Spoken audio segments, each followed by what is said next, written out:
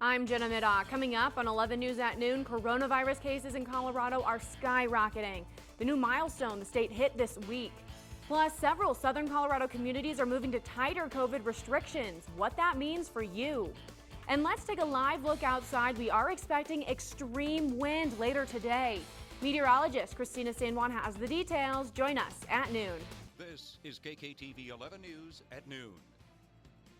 COVID cases in Colorado are shattering all records. Where the state stands right now. Good afternoon and thanks for joining us. I'm Jenna Middaugh. We are going to start with this 11 breaking news alert. Pueblo police are investigating a shooting. It's happening on the east side of the city.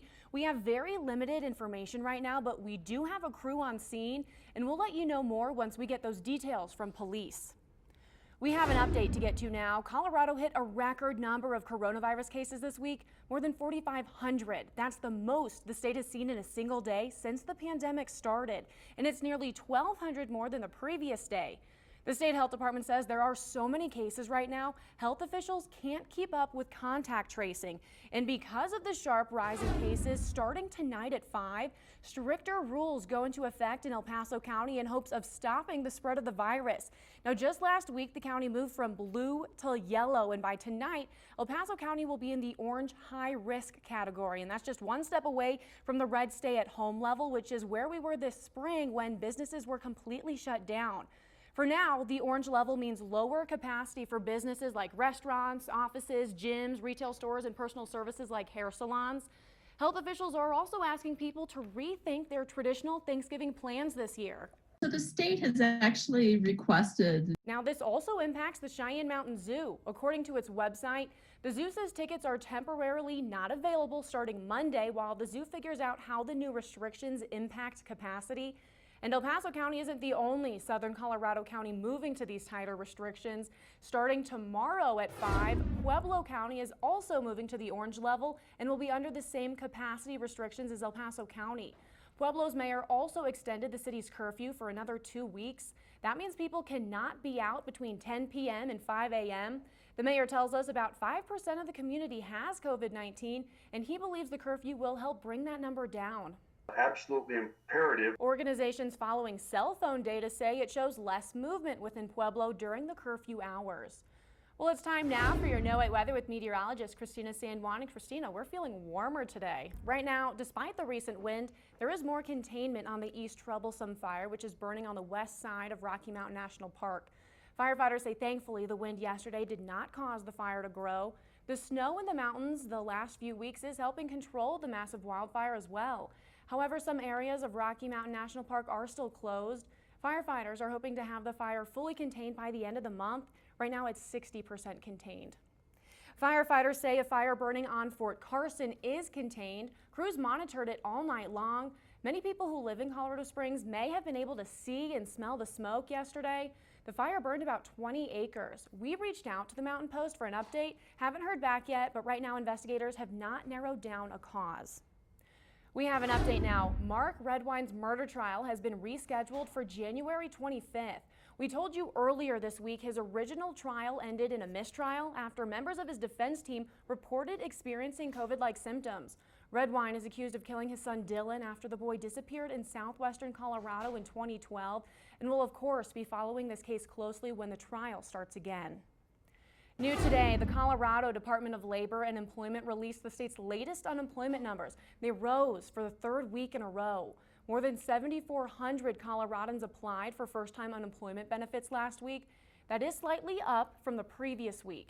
And since mid-March, more than 600,000 Coloradans have applied for unemployment benefits. As coronavirus cases continue to rise in Colorado, so do hospitalizations. The number of people hospitalized with COVID-19 reached an all-time high yesterday. There are nearly 1,200 patients in the hospital with the virus and an additional 139 suspected of having COVID-19. That's more than the state saw during peak hospitalizations back in the spring. 41% of the state's critical care ventilators are being used right now. Happening now, one of southern Colorado's largest hospitals is reducing the number of elective procedures it's allowing. Parkview Medical Center says it's hoping that will help keep enough beds open as COVID cases surge. The hospital says it plans to slow down inpatient procedures and monitor them on a case-by-case basis. Visiting restrictions have not changed.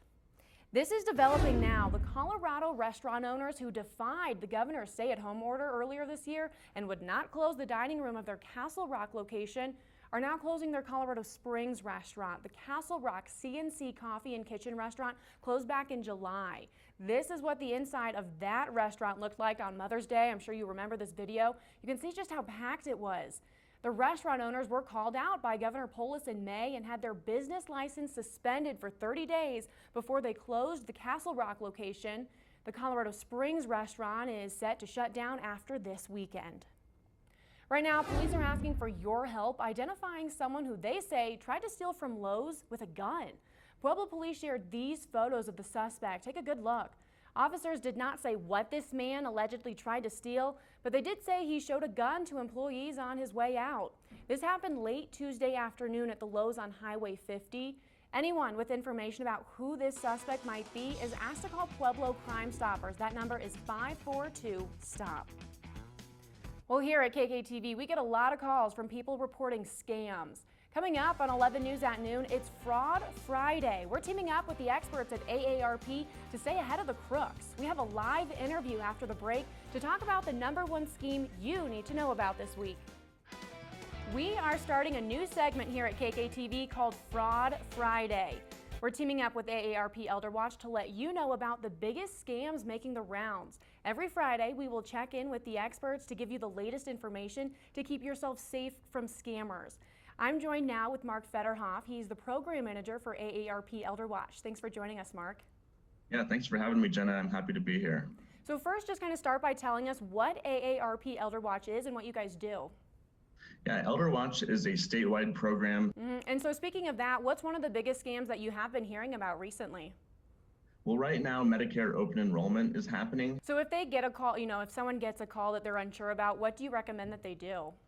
Hang up. That's the easiest thing to do. If you end up on the phone with someone. Well, very good advice. Thank you so much for sharing that insight with us. And again, we'll be doing this Fraud Friday segment weekly through the end of the year. So we'll see you next Friday, Mark. Looking forward to it. Thanks, Jenna. Thank you. And we do want to get over to meteorologist Christina San Juan now. Well, Jenna, this is developing now. 2 people are dead following an explosion at a VA hospital in Connecticut.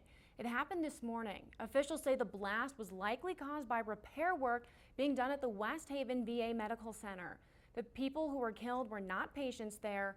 Federal officials are now investigating. Looking ahead now, an agreement just put into place will likely make it easier for you to get a COVID-19 vaccine. Federal officials agreed to partner with pharmacies and retail chains to distribute the vaccine. This covers about 3 in 5 pharmacies in all 50 states, including Walgreens, Costco, and Walmart.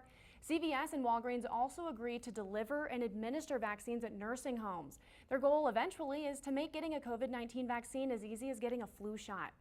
And Israel says it plans to buy 8 million doses of Pfizer's coronavirus vaccine. Prime Minister Benjamin Netanyahu made the announcement today during a news conference with the health minister. Netanyahu says since Pfizer's vaccine demands 2 doses per person, 4 million Israeli citizens will receive it. The Israeli government says it hopes to start distributing the vaccine by January, pending approval from health authorities both in the United States and in Israel. President Trump has yet to concede the 2020 presidential election. Coming up on 11 News at noon, why President-elect Biden's advisors say that's making his transition to the White House more difficult. Advisors to President Trump tell CBS News the president is increasingly aware his lawsuits won't change the election, but he wants to be seen as a fighter, so his campaign will continue fighting the election in the courts. The Biden camp says that fight is hampering transition efforts. Deborah Alfarone has the latest from Capitol Hill. Right now, election workers in Georgia are hand counting all the ballots cast in the 2020 presidential election. The state's 159 counties have 6 days to get everything done. Nearly 5 million ballots were cast, and President-elect Joe Biden leads President Trump by 14,000 votes. Georgia's Secretary of State says observers from both parties will be allowed to watch. Looking ahead now, with Thanksgiving less than 2 weeks away, AAA expects up to 50 million people will travel. That's down at least 10% from last year. And of that 50 million, AAA estimates 95% will be driving as people decide to stay closer to home this year because of the pandemic. If you're planning to get together with family this holiday season, the former CDC director has a warning. Unfortunately. Now, if you are going to hold a Thanksgiving celebration, the CDC recommends gathering outdoors, limiting Thanksgiving to immediate family or a small group of close contacts, and wearing a mask when not eating. We'll be right back. Later today, the only outdoor ice skating rink in the area opens for the season. The rink at Acacia Park in downtown Colorado Springs will stay open through January 31st. This year, there are some changes, though, because of COVID. You now have to make reservations and buy tickets online. They cost $9 this year, and that includes skate rental. Each skating session is 2 hours long. Tonight, the rink is open from 4 to 6 and then again from 7 to 9. Tickets are still available, and we have a link to buy them over on our website. Just go to KKTV.com and click on that red Find It tab. Right now, after spending 729 days in a southern Colorado shelter, Drools has a new home. The 4-year-old pit bull boxer mix was adopted last week after 2 years at the shelter. We told you about this story last month. Relay for Rescue is a nonprofit shelter that helps dogs get adopted. It's in Monte Vista, Colorado. The shelter posted about Drools on Facebook saying, quote, "We are so incredibly grateful for the outpouring of love and support throughout Drools' story. They say Drools is going to a home with a big backyard and plenty of room to run around." We're so happy for Drools. Thank you for watching. We hope you guys have a good weekend.